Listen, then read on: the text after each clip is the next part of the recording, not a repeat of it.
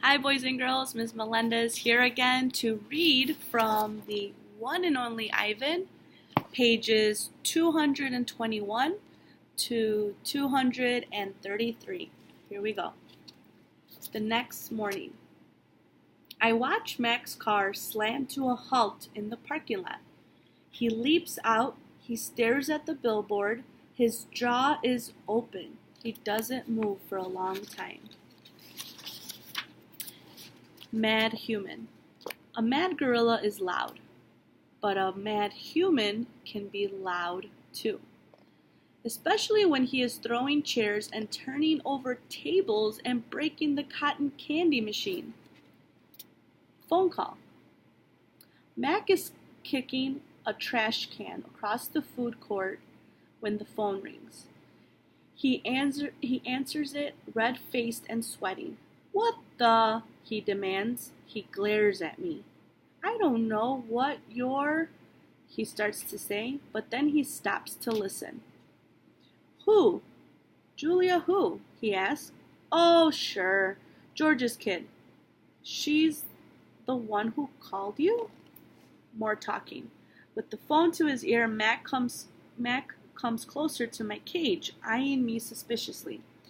Yeah, he says. He paints, sure. We've been selling his art for quite a while now. There is another long pause. Yeah, absolutely. It was my idea. Mac nods. A smile starts at the corners of his mouth. Photos? No problem. You want to see him in action? Come on down, have a look. We're open 365 days a year. Can't miss us. We're right off I-95. Mac picks up the overturned trash can. Yeah, I know. Yeah, I think he'll be adding more pictures. It's, what do you call it? A work in progress. When the call is done, Mac shakes his head. Impossible, he says. An hour later, a man with a camera comes to take my picture. He is from the local paper, the one Julia called. How about you take one of me with the elephant? Max suggests. He drapes his arm around Ruby's back, grinning as the camera clicks. Perfect, the man says. Perfect, Mac agrees. And there's a little picture. I'm sure you're looking at it too. Turn the page here. A star again. A photo of my billboard is in the newspaper. Mac tapes the story onto my window. Each day more curious people arrive. They park in front of the billboard. They point and shake their heads. They take photos. Then they come into the mall and buy my paintings. While visitors watch, I dip my hands in fresh buckets of paint. I make pictures for the gift shop and pictures to add to the billboard. Trees with birds, a newborn elephant with glittering black eyes, a squirrel, a bluebird, a worm. I even paint Bob so he can be on the billboard too. I can tell he likes the pictures, although he says I didn't quite capture his distinguished nose. Every afternoon, Mac and George add my new pictures to the billboard. People slow their cars while they work. Drivers honk and wave. My gift shop pictures now cost $65 with frame. The Ape Artist. I have new names. People call me the Ape Artist, the Primate Picasso. I have visitors from morning till night, and so does Ruby. But nothing's changed for her. Every day at 2, 4, and 7, Ruby plods through the sawdust with Snickers on her back. Every night she has bad dreams. Bob, I say after I've soothed Ruby to sleep with the story, my idea isn't working. Bob opens one eye. Be patient. I'm tired of being patient, I say.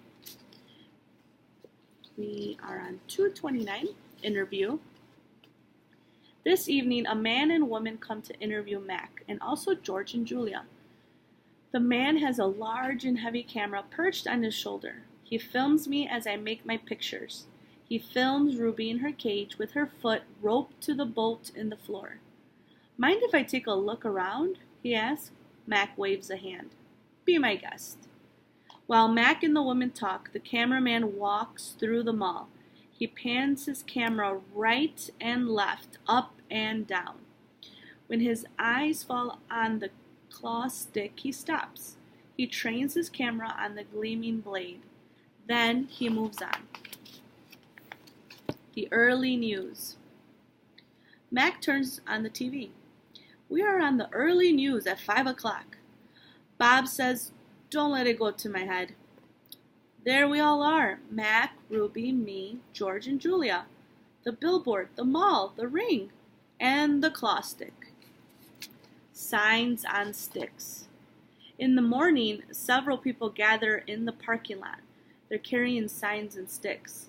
The signs have words and pictures on them. One has a drawing of a gorilla cradling a baby elephant. I wish I could read. Protesters. More people with signs come today. They want Ruby to be free. Some of them even want Mac to shut down the mall. In the evening, George and Mac talk about them. Mac says they're protesting the wrong guy. He says they're going to ruin everything. He says, "Thanks for nothing, George." Mac stomps off. George holds his mop, watches him leave. He rubs his eyes. He looks worried. "Dad," Julia says, looking up from her homework, "you know what my favorite sign was?" George asks, "Which one?"